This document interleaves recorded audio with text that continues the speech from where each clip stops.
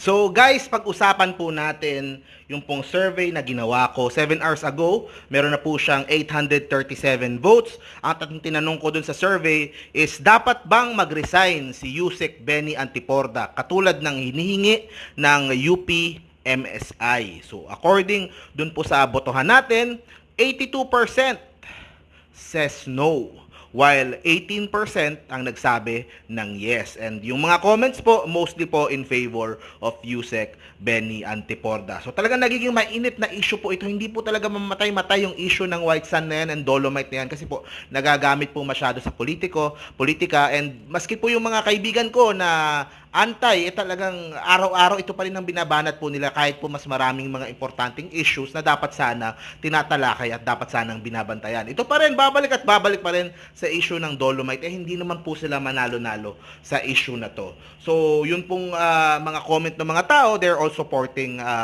Yusek Antiporda, and at the same time binabanatan po yung pong UP dun po sa kanilang masyadong pagkontra dun po sa mga ibang proyekto po ng pamahalaan. So, sa akin po yung sa buong issue na ito nagkaayos na, okay? So, nagsorry na si Yusek Benny, nagsalita na din yung sa UP, pero in a way, yung nasabi ni Yusek Benny na bayaran, kahit na magsorry pa siya, the cat is already out of the bag. Kumbaga, yun na yung tumatak sa utak ng ibang tao na bayaran. Kasi in-emphasize niya talaga eh. So that's a negative look din para sa UP. So kahit mag-sorry pa itong si Yusek Benny, nasabi na niya, yun na yung tatatak doon sa UP na tumutulig dito sa project. And I think it is a smart thing to do on his part din. Kung strategy-wise. So I'm not saying na ganun ba dapat or totoo ba yung sinasabi niya or kung ano man, kasi it's a harsh word. Pero strategy-wise, talagang medyo nagulantang yung mga taga-UP na tinawagan silang gano'n. At the same time, madami din nagalit talaga. So Yusek Benny received a lot of hate, pero kasi yung hate na yon coming from opposition din. So either way, ayaw na din talaga nila sa proyekto na yan na dolomite. So wala ding mga fans na nawala si Yusek Benny. Talagang ang mga naasar lang din, yung from the start, ayaw na talaga sa dolomite. So mas lalo lang silang nagalit tuloy. And paulit-ulit naman yan, magagalit sila. Wala naman nangyayari doon sa galit nila. And mas lalo lang lumalakas yung pong suporta doon po sa proyekto na to and sa administrasyon pag ganun po yung ginagawa. So paulit-ulit po nating sinasabi yan. Okay, so tapos po, in response dun sa remarks ni Antiporda, sabi ng UP MSI, they clarified it has received a total of 364 million spanning 10 collaborative projects with DENR over the last decades. 364 million ang natanggap nila. Of course, yun napupunta yun sa buong proyekto. Of course, pag mag-research ka, kailangan mo ng gastos, kailangan mo ng mga iba't ibang expenses. Siyempre, sa tao din, babayaran mo din yung tao. So, may mga taong kumita din. So, pag naisip ko tuloy ngayon, ito nga naman, teka, yung ahensya namin, we are supporting you, we are helping you by giving you money to do research for us, 'di ba? Tapos kung tulog sa inyo kami, parang ganyan-ganyan na lang. 'Di ba? So kung tuusin nga, kung ako sa DNR baka pag-isipan ko na, teka, isa iba na lang ako magpapagawa ng research. Ito na nga, binabayaran ko na nga para gawan kami ng research, para magkatulungan kami dahil pareho naman kaming sa pamahalaan, tutulig sa pa ako ng ganyan. So, in response naman, sabi naman nung sa mga taga-UP na hindi daw nila diretsong tinuligsa. They said they posted it on their website, tas pinick up ng media. So, like I was saying, may kasalanan din talaga naman dyan yung media kasi naghahanap sila ng pwedeng kunin, tapos yun yung isasalansan, yun yung hindi, bali yan, project nyo, pangat yung project, sabi ng UP. Pero sumakay din kasi yung UP. Hindi naman nila, di ba? Kasi hindi naman sila, they don't live under a rock. Alam nila na napakainit yung issue na to. Alam nila na yung salita nila will be used against the national government. And dinayaan lang nila. Tapos maglilinis silang kamay na hindi, pinost lang namin hindi naman namin pinamedya yan. Pero either way nga, nakuha nga ng media. And instead of saying na hindi, ayaw naming magamit yung research namin for politics, kakakausapin na lang namin yung DNR. Hindi, they allowed it and tuloy-tuloy pa yung batikos. Over the span of 1 month, ang daming batikos coming from UP.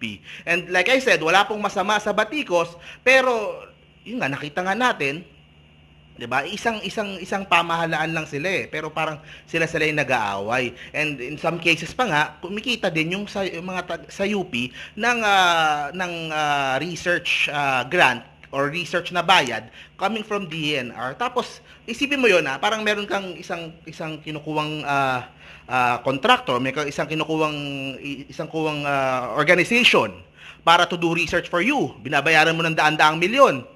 Tapos meron kang isang project, biglang makakarinig ka ng negatibo mula sa kanila na yung nila lalabas sa media, tapos yun ang ginagamit laban sa iyo. Hindi ka ba masasaktan nun? Syempre, masasaktan ka nun. So yun din on the side ni Yusek Benny Antiporda. Medyo sumobra nga yung nagamit niyang wordings, pero yun yung pinaka-logic kung bakit siya nagalit, in my opinion, ha. So yung sa UP, ang problema kasi, since parang sa whole yun ang problema minsan eh. So yung minsan yung problema din niya as a whole nagagamit din against individual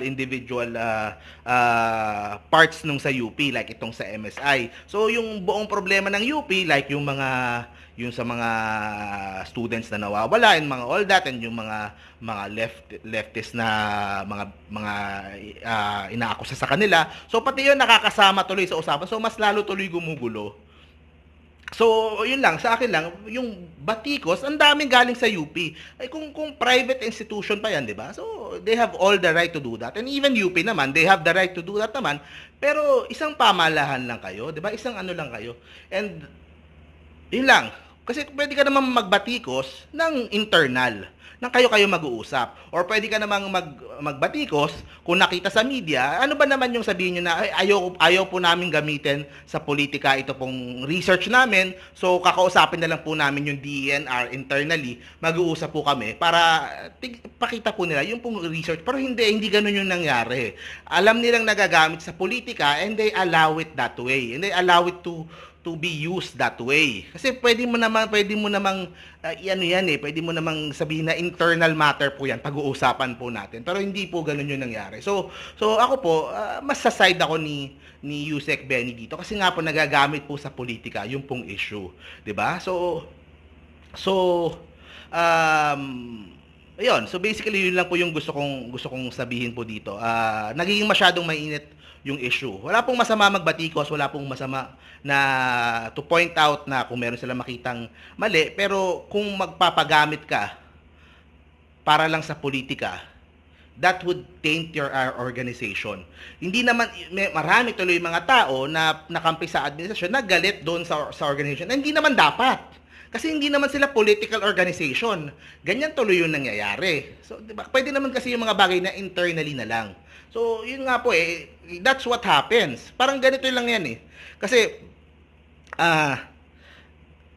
batikos sila ng batikos. Actually, ang daming articles yan. UP ganito, UP ganyan, laban sa Dolomite. Ang dami. From September up to this time, batikos ng batikos. Tapos nung bumirado yung DNR laban sa'yo, biglang masasaktan ka. Tanggalin nyo yan. Ang sakit nung sinabi niyan sa amin. Pero ikaw yung nauna. Wala namang ginagawa sa inyo yung DNR from to begin with eh. Wala namang ginagawa. Kumbaga, it's doing its own business, 'di ba? So sa akin yun lang. One thing kung isang beses lumabas, pero paulit-ulit eh.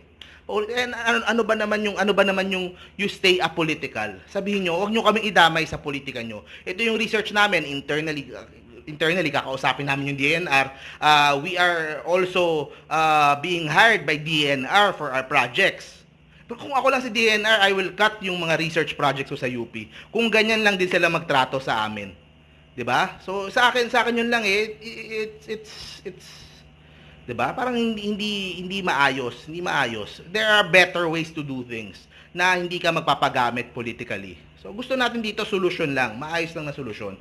And that's my stand regarding po sa awayan ni Yusek Benny Antiporda at sa UP. So, yun guys, thank you very much po. Tuloy-tuloy lang po yung coverage po natin. See you po sa next video. Stay safe parate. Save Manila Bay. Yes to white sand. Bye-bye guys.